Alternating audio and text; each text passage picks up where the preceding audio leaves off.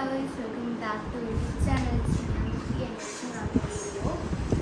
എന്താണ് ഈ ഒരു അവസ്ഥയിലൊക്കെ കഴിഞ്ഞ ദിവസം ഒരു അമ്പലത്തിൽ പോയപ്പോൾ ചെരുപ്പ് വെളിവെച്ച് കയറിയപ്പോൾ എന്ത് എൻ്റെ കാല് തട്ടി മൊത്തം അലർജിയായി.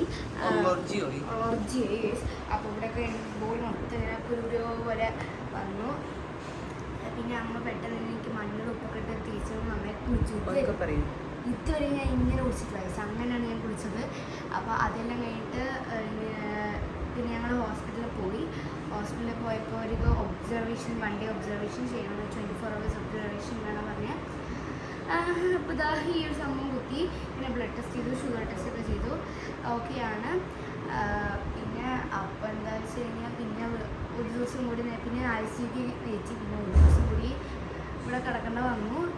ഇപ്പോൾ ഡോക്ടർ പറഞ്ഞു ശരി ഇപ്പോൾ കൂടാൻ എൻ്റെ BP കുറച്ച് ഹൈ ആയി, എനിക്ക് ടെൻഷൻ ഉണ്ടായതുകൊണ്ട് ഇങ്ങനെ കുറച്ച് ഹൈ ആയതുകൊണ്ടാണ് ഇങ്ങനെ ഓരോ ദിവസം ഇങ്ങനെ കിടക്കേണ്ട ഈ റൂമിൽ കിടക്കേണ്ട അവസ്ഥ വന്നത്.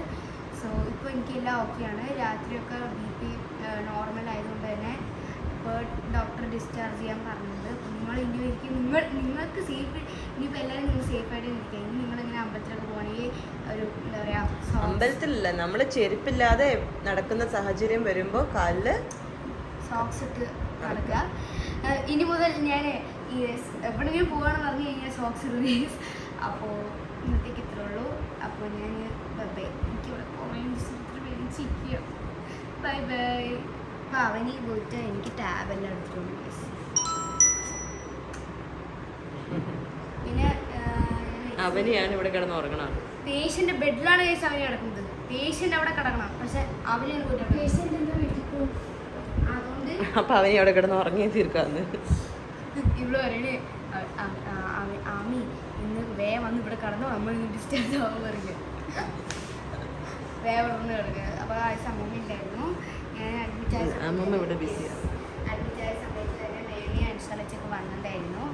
വയസ്സിലായതുകൊണ്ട് അമ്മ മാത്രമേ എൻ്റെ ഇവിടെ നിന്നുള്ളൂ. അപ്പോൾ അവനി മേമ്മയുടെ കൂടെ പോയി. ഇന്നലെ രാവിലെയാണ് ഇവരെല്ലാവരും എത്തിയത്. അപ്പോൾ എനിക്ക് എന്തോ ഒരു നിർബന്ധം ചേച്ചില്ല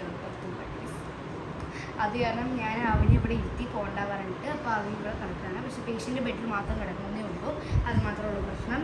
അപ്പോൾ അമ്മയും അവനും പോയിട്ട് എൻ്റെ സാധനങ്ങളൊക്കെ എത്ര. സോ അപ്പോൾ ഇന്നത്തെ എത്ര ഉള്ളൂ. ഇതാ അമ്മ എനിക്ക് ക്രീം ബണ്ണും ഐസ്ക്രീമും എല്ലാം മേടിച്ച് വെച്ചിട്ടുണ്ട്. ഞാനിവിടെ അത് അയ്യേ അമ്മ വേണ്ട, അയ്യേ വേണ്ട വേണ്ട വേണ്ട.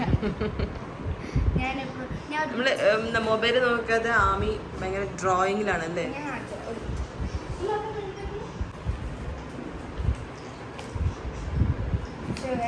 ഞാൻ ഇന്നലെ രാത്രി വെറുതെ മൊബൈൽ നോക്കേണ്ട പറഞ്ഞിട്ട് റിസപ്ഷനിലെ പൊട്ടിയൊരു പെന്നും പേപ്പറും മേടിച്ചിരുന്നു. സോ ഞാൻ അവിടെ ഡ്രോയിങ് ചെയ്തു.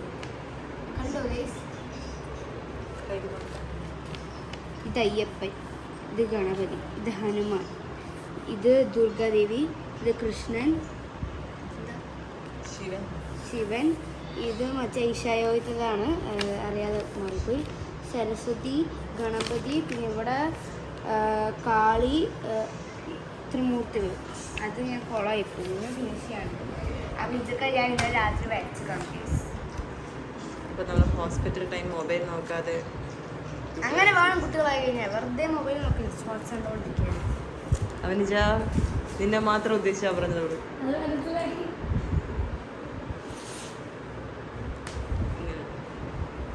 ഇന്ന് രാത്രി മേമയോ അനുസരിച്ചൊക്കെ സർപ്രൈസ് ആയിട്ട് വന്നു.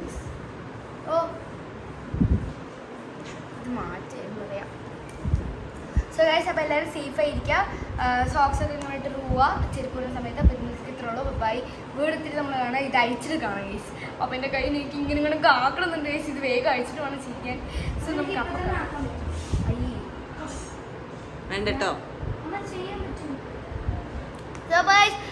അപ്പൊ ഈ കമ്പിളിപ്പൂച്ചി, വെള്ള കമ്പിളിപ്പൂച്ചി ഉണ്ടാവും, തേളുണ്ടാവും. അപ്പൊ നമ്മള് എവിടെ ചെരുപ്പിടല്ലാതെ പോവുകയാണെങ്കിലും സോക്സ് ഒക്കെ ഇട്ട് അല്ലെങ്കിൽ നല്ല സേഫ് ആയിട്ട് നോക്കി നടക്കണം അല്ലേ.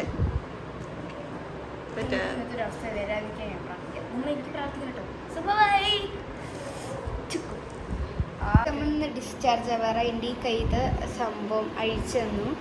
അപ്പോൾ ഇവിടെ നമ്മൾ ഊണ് കഴിച്ചു കേട്ടോ ഗൈസ്.